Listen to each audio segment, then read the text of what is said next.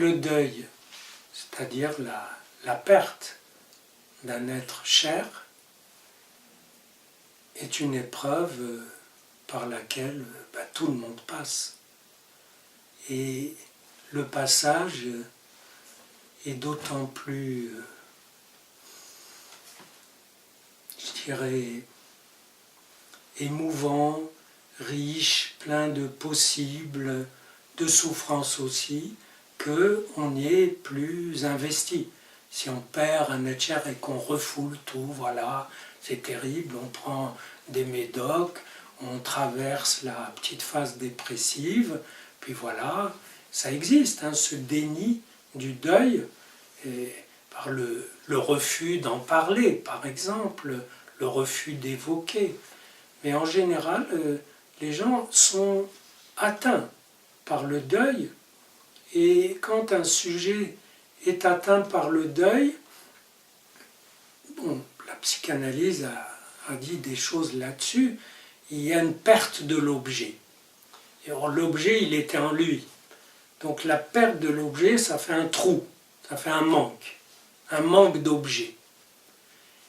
Et donc ça pose la question, qu'est-ce qu'on fait avec cet amour qui est là, sans objet,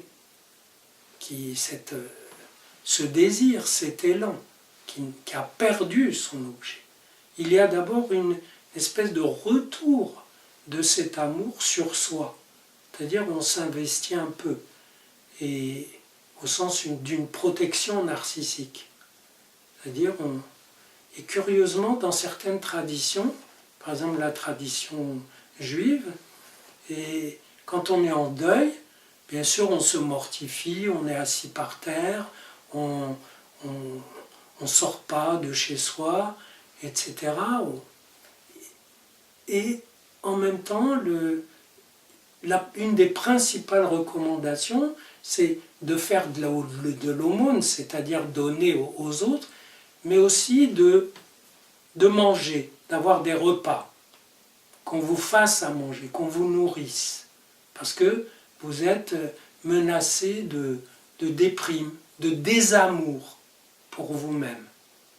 Donc c'est important de retrouver cet amour de soi, de ne pas partir avec l'objet perdu, de ne pas se perdre. Et à partir de là, commence une phase, une opération complexe qu'on peut appeler en partie la substitution. C'est-à-dire l'objet est perdu, ça peut aussi ne pas être la mort, hein, vous perdez votre amant ou la personne qui vous aime, et voilà, ça fait un trou. Et donc, au bout de quelque temps, il y a un processus de recherche d'un objet de substitution. De remplacement. Mais sauf que le remplacement lui-même indique que ce n'est pas la même place. Comprenez ? Quand on remplace, on est conscient qu'on remplace. On est conscient. On a perdu un enfant, on fait un autre enfant, cet enfant il remplace, mais ce n'est pas le même. Le deuil, la perte de l'autre reste inscrite. Et déjà, il faut s'arranger pour qu'elle ne pèse pas sur l'objet de remplacement. Et en même temps, il y a autre chose que cette idée de remplacement. Je dirais même qu'il y a quelque chose d'opposé au remplacement qui est le nouveau départ. C'est-à-dire, on ne remplace pas, mais on repart. On repart dans l'inconnu, on repart avec cette perte inscrite, mais aussi avec l'envie de vivre. Donc, éventuellement même de créer au moyen de cette perte. C'est-à-dire que, avec le deuil, on vit l'épreuve d'une nouvelle origine. C'est comme une nouvelle naissance, mais de soi, marquée cette fois par cette cicatrice. Cette nouvelle naissance, il ne faut pas l'idéaliser. C'est déjà dans la naissance normale, où on vient au monde, on est assez marqué par tout ce qui a précédé. Et là, et peut-être qu'on est marqué par toutes sortes de pertes et de morts qui nous ont été transmises.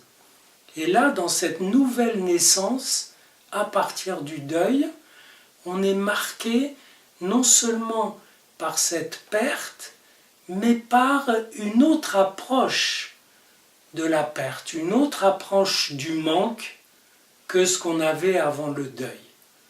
On est marqué, vous savez, quelqu'un avait perdu son père et il m'a dit, c'est curieux, je me sens exposé. Il n'y a plus rien au-dessus de moi qui me protège. Vous voyez, ce sont des impressions physiques qui indiquent que quand on repart, eh bien, on part plus fragile, plus exposé, mais de ce fait même, plus accroché à d'autres possibilités de vie. Et donc le deuil, c'est une étrange aventure de renouvellement de la vie. Et j'aime beaucoup aussi que dans cette tradition biblique, on ne console pas la personne qui vient de perdre un être cher, on attend. Et on lui dit en général 3 mots. On lui dit que vous soyez consolés par ailleurs. On dit que le ciel vous console. Mais le ciel, ça se dit là-bas, là-bas.